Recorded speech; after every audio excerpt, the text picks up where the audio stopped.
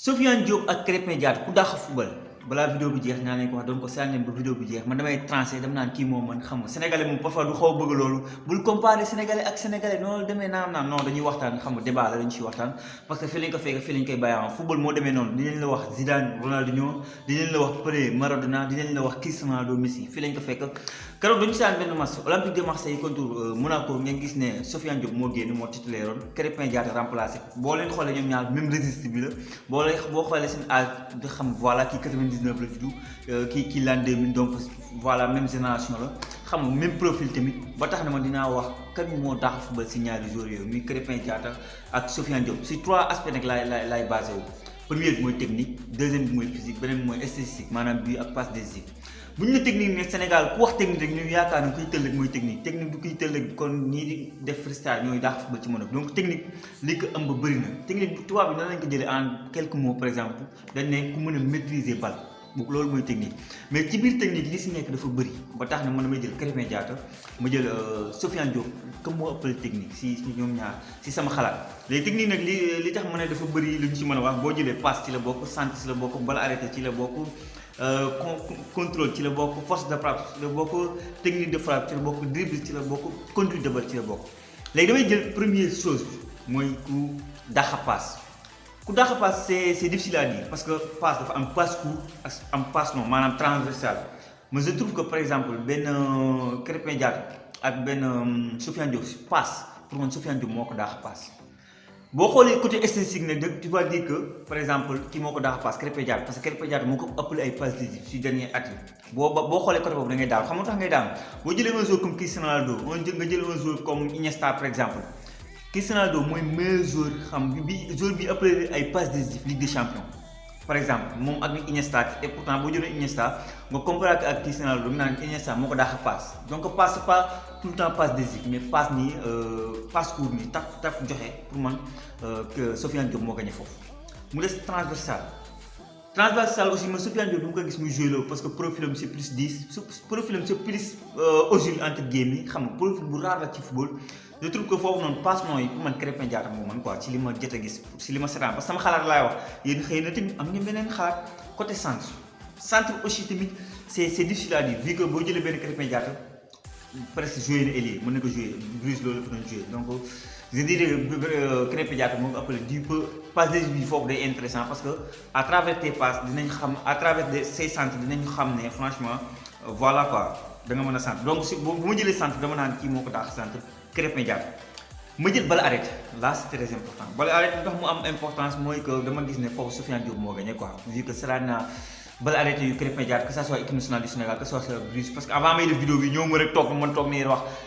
certes bu ma neexee ma ñëw rek wax sama pensée bi nekk si man mais en même temps dama def sama gëstu tamit à côté parce que li ngay xool ak statistique yi ak li ngay gis du benn quoi ak xam c'est beaucoup donc balle arrêté Sofiane Diop frappe de balle c'est très important xam nga frappe de balle li tax mu importance mooy que nit mën a tiir mën a tiir mais du cadre léegi frappe de balle da nga koy boole ci xamante ne dafa am technique de frappe ak frappe de balle en puissance parce que tey boo jëlee par exemple disons benn Djilabodji par exemple nga jëlee ko benn nga boole ko comparé ko benn c'est pas moi benn attaquant Djilabodji mën na ko gën a yor benn frappe de balle mais que mu technique de frappe bi attaquant bi moo ko yor léegi damay jël Sofiane Diop ma xool di ma ko si restaurant ak Krépin Diatta je trouve que là c'est Krépin Diatta qui a gagné franchement la gars boo jëlee Sofiane Diop am na technique de frappe mais frappe de balle bi baaxul alors que Krépin Diatta bu mu ko doon xayma dem naan fii am na fi 50 fii am na fi 50 alors que benn Sofiane Diop fii dafay am 50 fii mu am fi 20 donc bu fekkee frappe de balle dama naan kii laay faral noonu tuddee sax Krépin Diatta ñu dem côté technique de manière générale technique nag technique de frappe wax naa ko dañuy wax conduite maanaam yow bal bi ni boo ko téewee di conduire nga xam voilà xam na laa mën a expliquer yenn joueurs ñoo si gën a aay franchement tey jii conduite de balle disons un joueur comme Robben par exemple gaucher dafa am technique balle un joueur comme Messi waaw voilà Messi c'est un joueur bu xamante ne franchement conduite am dafa baax foofu noonu pour man kii moo gagné Sofiane Diop de manière générale bu ma jëlee technique franchement c'est difficile à dire pour trancher kii moo ëpp technique parce que technique wax naa leen dama leen andi ay aspects yu bëri donc am na yeneen points yoo xamante sax mën naa ko wax mais vidéo bi day gën a gudd techniquement parce que El Hadj day am habitude di wax benn mot danaan man footballistiquement parlant maa daax football yenn joueurs africains par exemple maa daax football benn Drogba maa daax football benn Eto'o footballistiquement parlant mais en général El Hadj bu waxee loolu réflexion am si la dem réflexion am dafa dem si côté contrôle ak yooyu parce que contrôle bi waxuma ko comme ça ñu envoyé la balle bi ñu contrôle de ce fait foofu damay def benn 50-50 gisuma ne Krépin Diatta moo ëpp technique Sofiane Diop gisuma ne Sofiane Diop itam moo ëpp technique Krépin Diatta donc foofu c'est si man 50-50 en commentaire wax leen ma tamit seen xalaat ñu dem si côté physique bu ñu ne physique puissance moo tax wax puissance moo tax ñuy wax explosivité moo tax ñuy wax endurance moo tax ñuy wax ku dul blessé moo tax ñuy wax vitesse moo tax ñuy wax ñu jël nag benn par benn. bu ñu jëlee puissance dama gis ne franchement foofu Krépin Diatta dafa gagné Sofiane Diop puissance franchement bu fekkee Kovac moo ko wax na ko carrément nee na bu fekkee Sofiane Diop am na lu mu war a entraîner mooy puissance xam nga tu dégages quelque chose un joueur comme Hulk un joueur comme Adriano bu mu nekk Inter c'est des joueurs yu xam ne puissance voilà dañ ko am même si mën nga nekk benn Messi amul benn puissance benn bi xam nga xëy na ñii di si daan jouer yi di jeu yi plutôt PlayStation di ngeen gis ne Messi dinañ ko defal puissance mais puissance dafa large quoi parce que xool naa tamit ñi xamante ne dañuy jàngal booy football mais duñ wax si puissance ñu ne puissance bi ñu si mën a wax bëri na mais en fait boo doon jël puissance da nga naan un joueur comme Ibrahima Bis mais quand même puissance boo xoolee Krépin Diatta keroog boo xoolee Marseille Monaco bi rek da ngay xam ne nga xool premier mi-temps nga seetaan Sofiane Diop deuxième mi-temps bi ñu dugalee Krépin Diatta sur ce point Krépin Diatta moo gagné ñu dem explosivité c'est important parce que am ñoo xam ne ñuy jaxase les deux puissance explosive c'est pas la même chose donc explosivité pour man tamit ki xamante day dégager quelque chose bu téebal foofu xam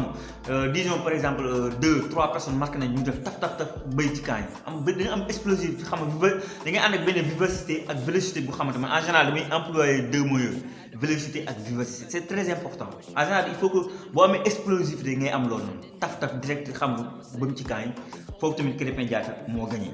ñu dem si endurance kan moo gën a ñi nga xam ne ñoom ñaar kan moo gën a gaaw a sonn foofu tamit physiquement parlant foofu aussi tamit kii gën a gaaw sonn Sofiane Diop loolu la war a entraîner Omar Daf moo ko waxal boppam mi ngi koy recruter nee na li mu koy gën a travailler mooy mu gën a voilà booy bi gën a am kii endurance ci terrain parce que en général day teel a sonn c'est comme Ozil franchement Sofiane Diop dafa yor profil Ozil franchement xam nga donc ñu avancé wax ci vitesse aussi tamit Krépin Diatta war nañu carrément au niveau de Bruges carrément mën na jouer ailier teg nañ ko piston maanaam 3 défenseurs ñu teg latéral entraîneur teg na ko ailier boo xoolee côté vitesse aussi tamit moo gagné Sofiane Diop ñu dem si blessure moom Sofiane Diop moo gagné Sofiane Diop gis nañ ne si dernier at yi quand même que ça soit bu ñu jógee ren ñëw Monaco dem Sochaux blessure sonal ko noonu pas tellement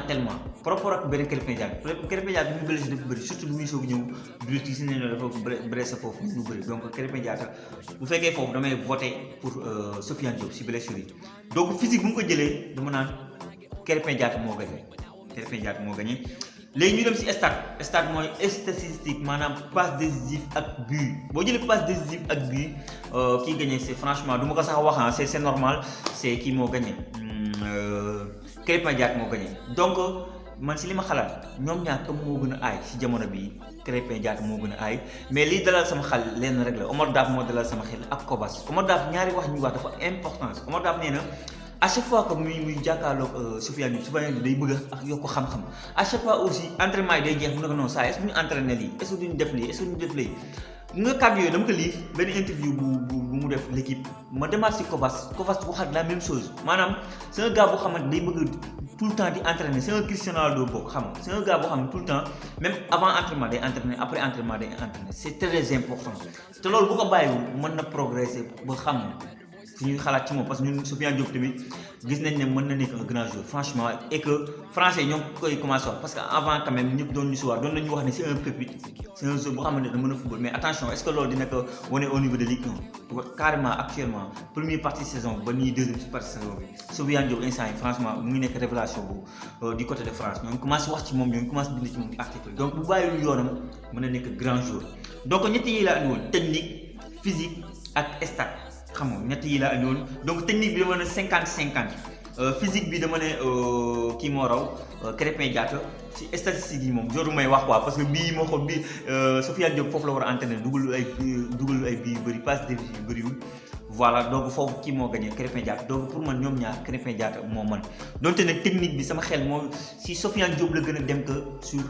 Krépin Diatta mais c'était difficile parce que même registre même taille bi mais keroog dama seetaan match Olympique de Marseille Monaco ma gis ne Krépin Diatta moo gën a am agressivité mu dur sur l'homme donc